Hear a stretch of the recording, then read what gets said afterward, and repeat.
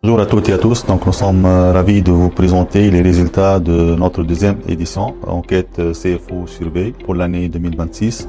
Donc, pour cette année, je pense si on essaie de résumer les résultats de cette enquête, on a trois enseignements à tirer. Le premier enseignement, qui est un élément positif, c'est l'ère d'optimisme de nos directeurs financiers, nos dirigeants. Malgré un contexte économique, géopolitique un peu difficile à l'échelle internationale, qui a pesé aussi lourdement sur l'impact sur l'économie tunisienne. Donc nos dirigeants restent quand même optimistes, confiants, voire très confiants dans la performance de leur société et l'activité. Et c'est pour la deuxième année consécutive, et je pense que cette ère d'optimisme confirme encore une fois donc la persévérance de nos dirigeants qui ont connu des chocs économiques assez importants au cours de ces dernières années. Le deuxième enseignement à tirer de cette enquête, c'est que en termes de chantier stratégique prioritaire pour 2026 c'est pour le moyen terme. Donc dans ce contexte un peu difficile, les dirigeants tunisiens ont besoin de plus en plus de monitorer d'une façon très rapprochée donc la performance de leur société, de leurs activités. Et là, les CFO et la fonction finance d'une façon plus générale jouent un rôle important pour fournir justement les dirigeants tunisiens d'une information financière par rapport à l'activité de qualité, en temps utile bien sûr, et avec un niveau de granularité assez important, d'où l'importance de la qualité des données pour ces informations-là. Et là, les dirigeants avec ce reporting, cette information, donc auront la possibilité de prendre la décision en temps utile, voire changer la décision, adapter la décision lorsqu'il le faut et d'une façon plus agile.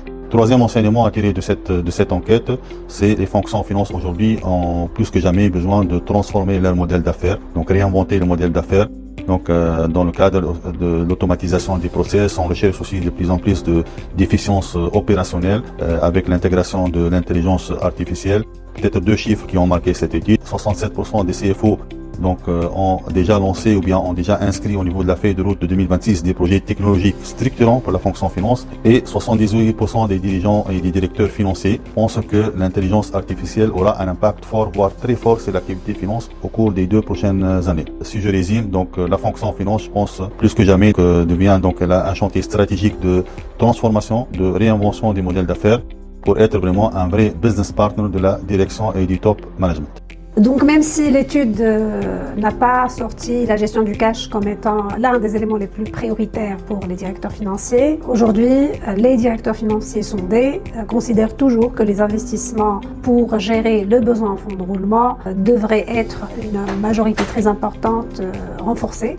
Ceci est compréhensible du moment que, surtout pour l'année 2025, le stress et la pression sur le cash et sur les financements et surtout du BFR sont devenus plus accrus en Tunisie suite à toute la législation, surtout se rattachant au chèque, qui a mis beaucoup de pression sur les directeurs financiers pour aller trouver d'autres sources de financement que les sources qui étaient en place avant. Les directeurs financiers ont également une bonne proportion aussi, considéré que l'élément le plus important au niveau de la gestion de la performance était l'EBITDA et sa transformation en cash. Ça recentre encore plus l'intérêt de ces directeurs financiers à l'aspect cash au niveau de la performance et à la gestion du cash. Ce sont les circonstances économiques du pays, les conditions bancaires, le manque de liquidité et également le coût du financement qui font que ce sont les éléments les plus importants pour les directeurs financiers. Bien entendu, même en termes d'investissement technologique, les directeurs financiers sondés insistent beaucoup sur le fait que les investissements technologiques les plus importants, en tout cas les plus performants, ont été faits aussi pour la gestion de leur trésorerie et pour son suivi. Donc ceci dénote que de toute façon, le vrai cheval de bataille aujourd'hui pour ces directeurs financiers dans les circonstances actuelles, c'est vraiment la gestion de leur trésorerie. À notre avis, cet intérêt va s'accentuer sur les prochains jours, étant donné les conditions géopolitiques qui vont mettre encore de la pression, surtout sur les acquisitions, sur l'approvisionnement en général. Les délais vont être beaucoup plus allongés et également les coûts d'approvisionnement, surtout des importations, vont être plus importants sur les prochains jours, et les conditions géopolitiques que tout le monde les connaît aujourd'hui. Donc on s'attend à ce que l'année prochaine, cet aspect de la gestion de trésorerie soit encore mis au centre de l'intérêt du directeur financier. L'édition 2026 de la CFO Survey a mis en évidence la nécessité de réinventer les modèles d'affaires des entreprises pour une durabilité à long terme.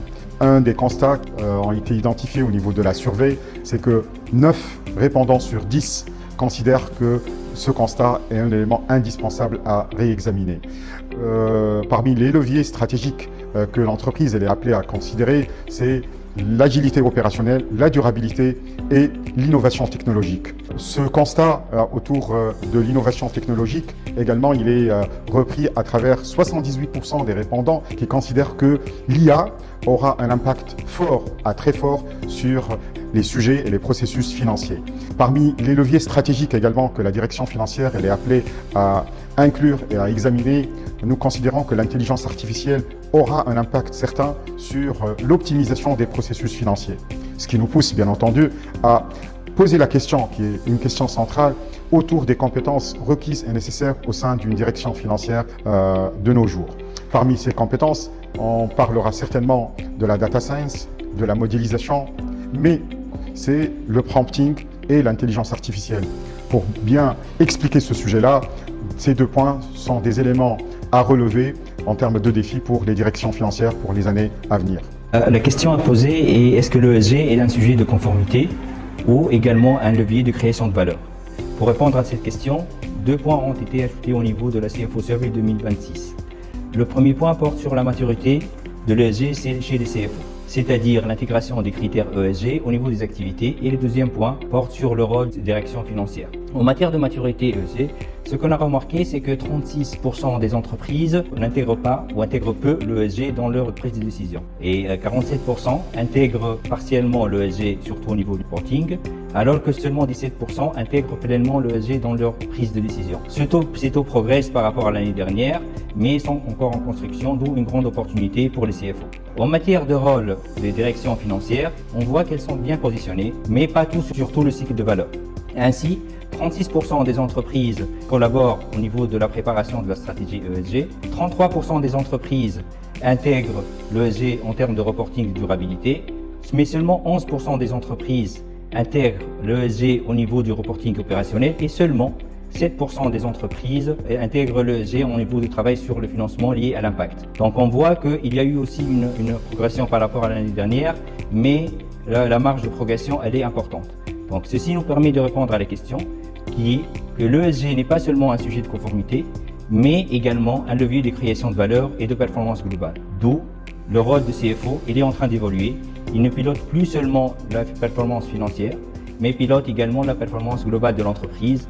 D'où un message clé, le reporting est nécessaire, mais à travers le pilotage de l'ESG, qui permet de contribuer à la création de valeur et au pilotage stratégique de l'entreprise. Alors nous avons restitué les résultats de notre enquête CFO Survey 2026 hier. L'un des principaux enseignements, c'est que le risque cyber apparaît comme le deuxième principal risque adressé par les entreprises tunisiennes. Alors ce risque, effectivement, il était adressé dans un contexte global d'accélération de la menace à l'échelle internationale, puisqu'on observe un doublement des menaces de type ransomware à l'échelle mondiale et un nombre d'incidents en croissance en Tunisie, puisque près de 600 000 incidents ont été déclarés à l'Agence nationale de la cybersécurité tunisienne cette année. Donc on constate, et le National Cyber Security Index, un niveau de maturité qui est en croissance et qui nécessite d'être renforcé sur le marché tunisien, dans un contexte où les enjeux de transformation, notamment du modèle d'affaires des entreprises tunisiennes,